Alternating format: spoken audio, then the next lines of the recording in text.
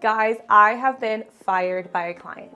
And no matter how long you've been in business for yourself, how long you've been co-hosting, it sucks. Here's how I got fired as a co-host, and this is what I learned from it. My name is Mercedes with MBX Homes. We are a co-hosting Airbnb management company based in Los Angeles.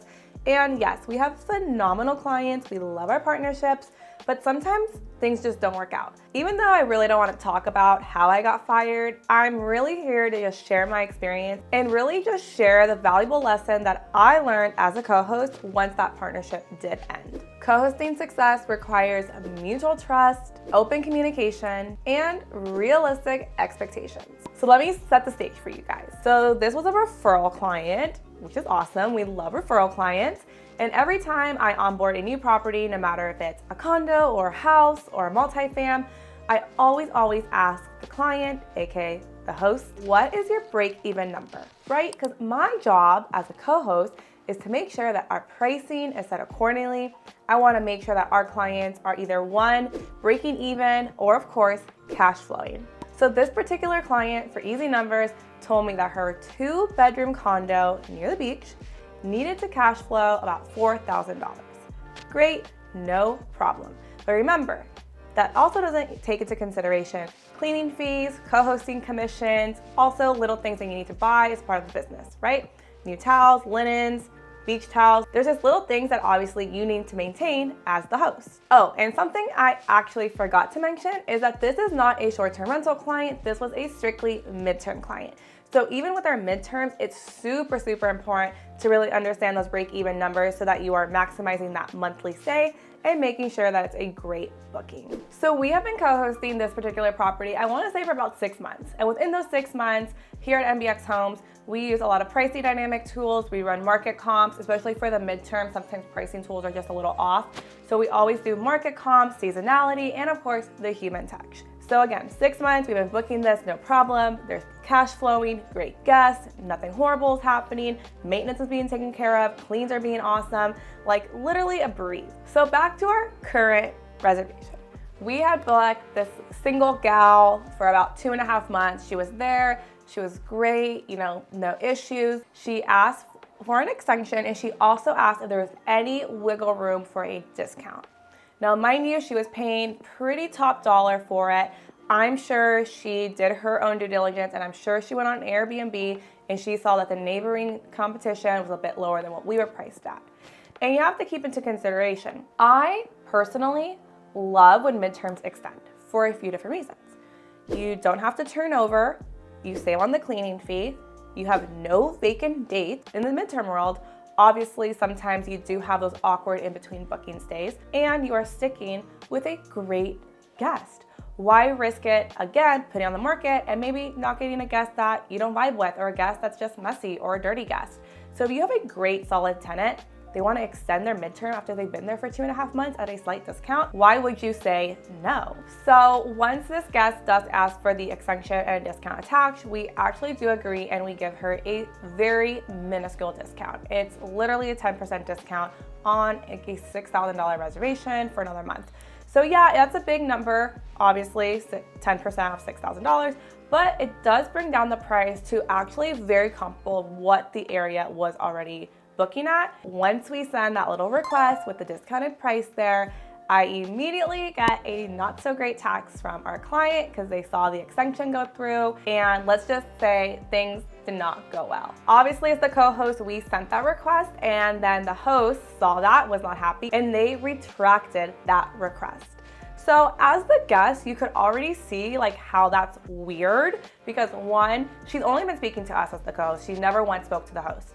Now the actual host is getting involved. She's like, whoa, what's going on? You already confirmed this amount. Like, this is not cool. To make a very long story short, she shortened her stay. She had to check out because she didn't want to pay over market. Again, we have the data to prove that the price that was published was a bit too high. So because my client, the host, did not want to basically extend that site at a discounted rate, which is about $600 difference. Yes, it might sound like a lot of money, but when you break it down, $600 is really only a 3-night stay. So why risk having that vacancy when you could literally just fill in all your nights and keep extending this one great guest? So that $600 difference at the end of the day, actually made that condo sit empty. And I hate to say that I was right, but I was right. The data does not lie, the comps do not lie.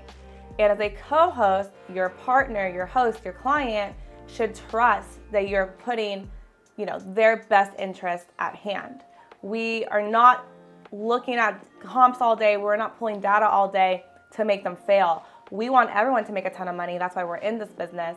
But again, if there's no trust there, that's when a partnership can go bad. So as a result of this $600 ordeal, the property sat empty for basically the entire month of September, which is traditionally a slower month, right? Right after the Labor Day holiday, school starts, fall starts, it slows down in that market. So of course, this led to tension, and since the property was sitting empty, things just basically were not going well, and that is when she decided to part ways with us.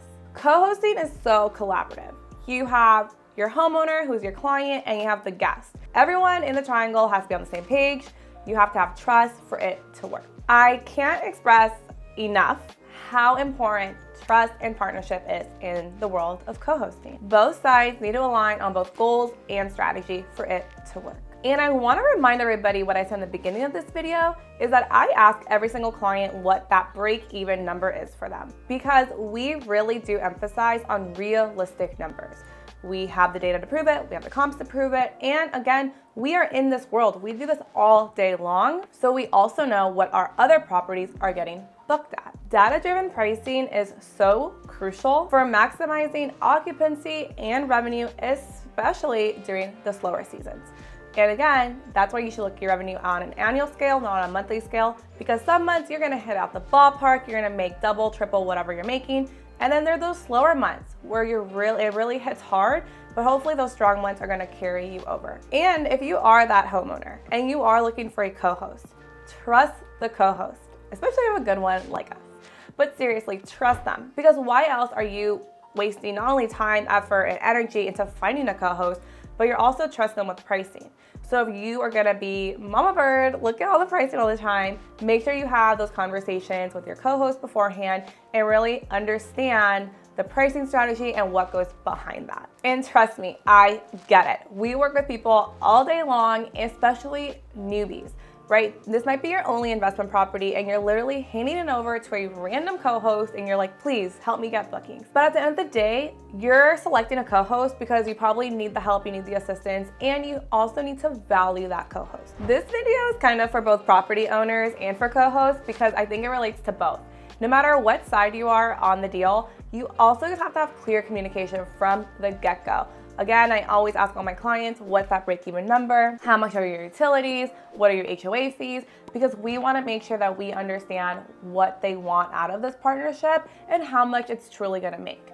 And just remember, guys, my favorite line ever, we don't make money unless our owners make money. So it's in everyone's interest to have that clear money talk before even going live on Airbnb. I do feel like there is a lot of saturation in the market. There's a lot of people saying their Airbnbs are just not producing as they were previously, right, during the boom, and I get that. There are a lot of new listings on the market. There's a lot more competition. There's a lot more new fun trends, but not being flexible with your pricing and pricing over market rate can really hurt you with vacancy again down the road. So use this case as an example on how pricing above market rate can seriously cost you vacancy. So because our client refused to give a $600 discount, they actually lost about $4,500 because they were vacant for 30 days. And as a midterm, it's really hard to piggyback those monthly stays or those midterm stays.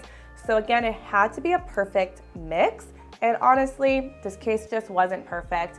Again, I'm really sad about it because it stings, guys. It stings when you get fired. Nobody likes to get fired. We all want reassurance in life.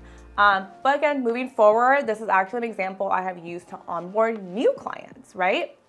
I have let them know how my professional opinion of discounting $600 could have carried this stay for more months. A great guess that I put in that house.